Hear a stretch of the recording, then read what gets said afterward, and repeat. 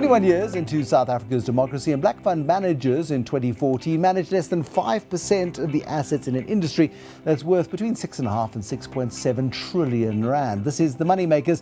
I'm Bruce Whitfield, and tonight we look at transformation, or maybe a lack thereof, in the sector. Mothobi Seseli is a member of the Advisory Council of ABSIP, and joining us from our Cape Town studios, Delphine Govender. Delphine Govender is Deputy President of ABSIP and founder of Perpetua.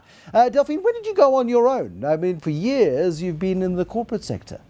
That's correct, Bruce. I left my former employer in 2012, so it's just about 3 years now. 3 years? Have you accumulated massive assets under management? No, not massive. It's all relative, I guess. So I think when you start a new firm, an asset under management target is not the kind of target you should have in the early years. This is an industry that's all about earning the trust and confidence of clients. And so, as you see with the growth trajectory of most of the large fund managers today, it tends to happen almost exponentially. So this is a multi-decade endeavor, and a short-term AUM target is not one that you should necessarily have. Okay, but Mothobi Seseli in our Joburg studio, you've got 30 billion under management. I mean, that's a substantial portion of the 5% of assets in the hands of black asset managers in South Africa, isn't it? Yeah, it could be larger. As Delphine is saying, it's a multi-decade type of endeavor. It's taken us 10 years to get to this level. I would have liked for us to be a little more significant to play in terms of Why are you not a more significant player? I think that it's been very difficult. Generally, look, there's an institutional space and there's a retail space. A lot of black firms generally have not played in the retail space. A lot of us, our training has been in the institutional space. Therefore, when we go off to set up our own firms, our first hunting ground tends to be in the institutional space. And that's largely the retirement fund space. And that has its own battles. There are a number of role players in that space, investment consultants being critical in terms of drawing up investment strategies and advising pension funds or asset owners on who should be considered for management purpose or who executes the investment strategy. It's about brand, and it's about brand awareness, and it's about the multi-year approach, isn't it, Delphine Govender? When you work for an Old Mutual or a Coronation or for an Investec Asset Management, you've got the house name behind you. You go into business for yourself, and trustees go, okay, who are these people? And it takes a while to get that trust, I guess. You know, it's for good reason, because it is something that you're trying to engender as part of the industry, because you really are about trying to explain that you're going to be a good future manager of somebody's hard-earned wealth and money. But I guess in reality, everybody has to start somewhere. And so some of the largest players today were themselves tiny players, you know, about 15 years ago, and were themselves the current, the size of the current day boutiques, but, 15 years ago they were fractional.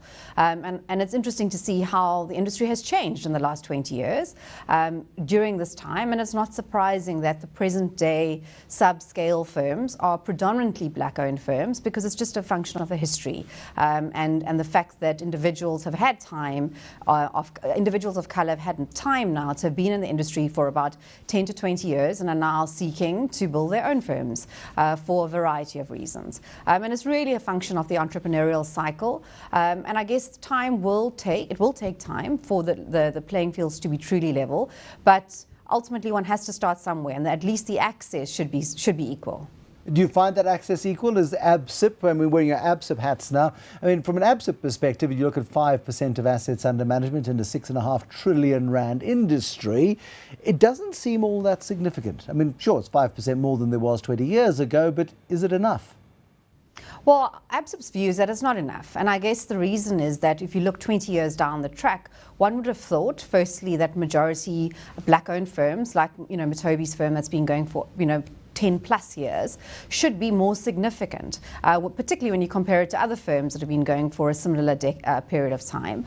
And the question one has to ask ourselves is, well, number one, as ABSIP, these are the facts, and it's important to put the facts on the table about how small the shares of majority black firms. And then the question is, well, what can one do to change this?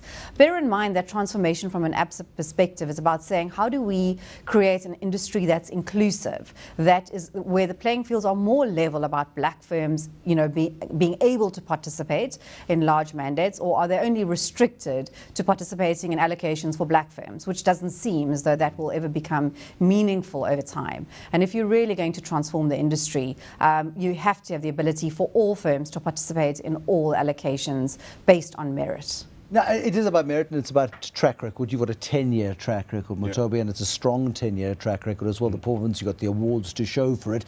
Does it take 10 years to build sufficient traction to be noticed? Do you feel that you're finally on the edge of a more significant breakthrough? It feels that way, yes. And on some days it doesn't. So it kind of differs. It depends on the context. It just for me, as Delphine is saying, or an earlier point, the investment consulting industry and its role in helping bring about change is for me quite a critical one. They're the ones that go out and recommend. I'm not saying that they have not done it, that they have not put us out there, but I'd like to think about it as, or in a three context kind of situation, if you like. The conversation that happens between ourselves, fund managers and asset owners, the conversation that happens between ourselves, fund managers and investment consultants, and then the other conversation. And somewhere there, we lose maybe the truth, because names that should come up on shortlists are not coming up in the way that they should. Are you suggesting some kind of conspiracy? Is there a deliberate attempt to exclude black managers? Or is there just a deliberate attempt to not include? There's two sides of the same coin. Okay. I think the industry is very comfortable in hiding behind that thing called risk management. It's just so what we'll put forward is that which we're comfortable with.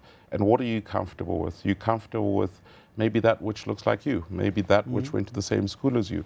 But the key thing is getting past that. There's value in other spaces, and there's value in building a much more inclusive system. Ultimately, for me, it's about can we build a sustainable system? At the rate it's going, it doesn't feel or... Delphine Govender does have to be regulated. Do you start to sort of allocating slices of the pension pie, of the retirement industry pie, and saying, actually, you know what, 10% by 2020 needs to be managed by boutique black asset managers with a track record of X, Y, and Z. You've got to have some standards in place, but once those standards are in place, if you're a black asset manager, you should be getting a bigger stake.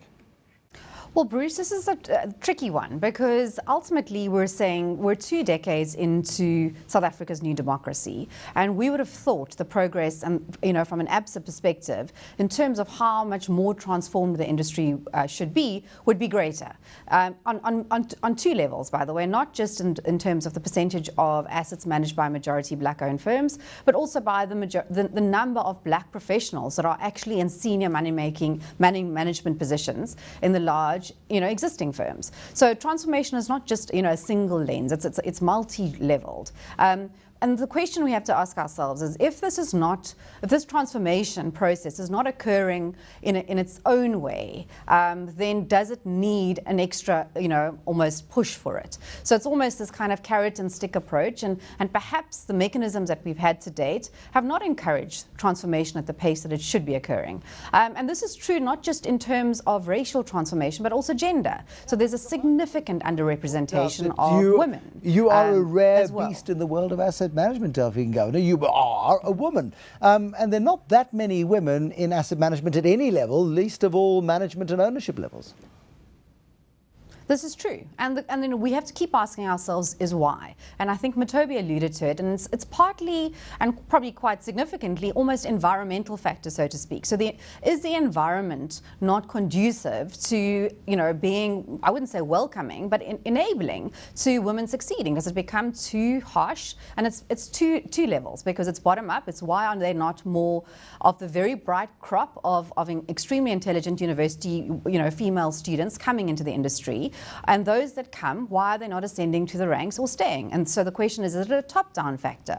Are there issues at a leadership level in the environments that firms create which make it just extremely hard for women to succeed because everyone else in the industry and in the firm is not at all like them? And so they're multi-layer factors, and I think the real issue that ABSIP is trying to focus on is put these topics on the table. Let's be open about them, because unless we're open about them, there's nowhere else that we can actually find solutions. And maybe these solutions involve some sort of policy intervention, maybe they don't.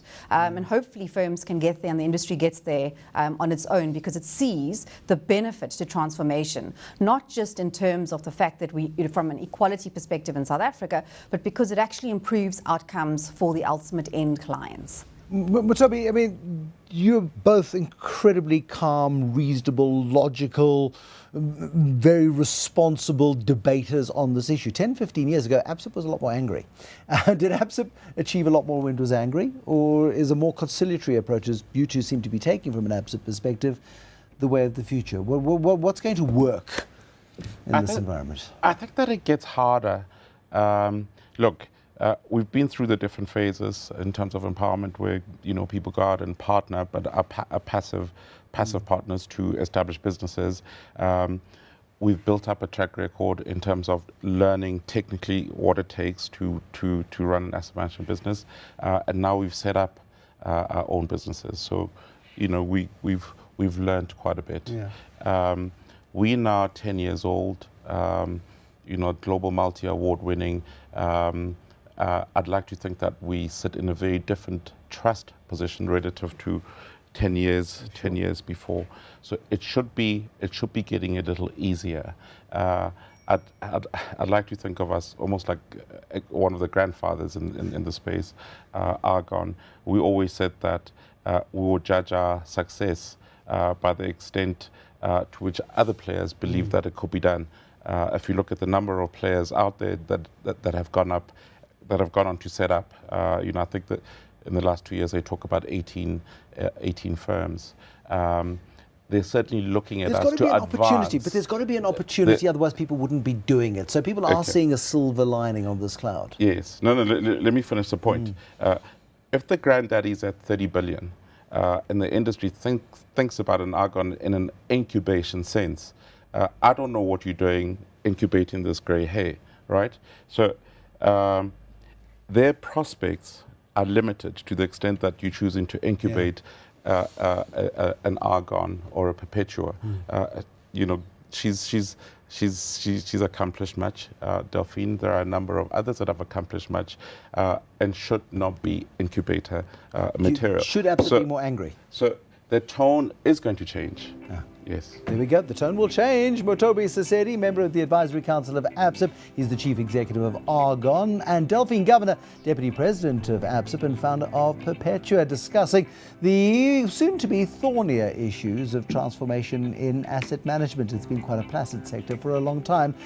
I don't think it's going to stay that way for much longer. Thank you for watching The Moneymakers. There'll be more tomorrow night. Till then, bye-bye for now.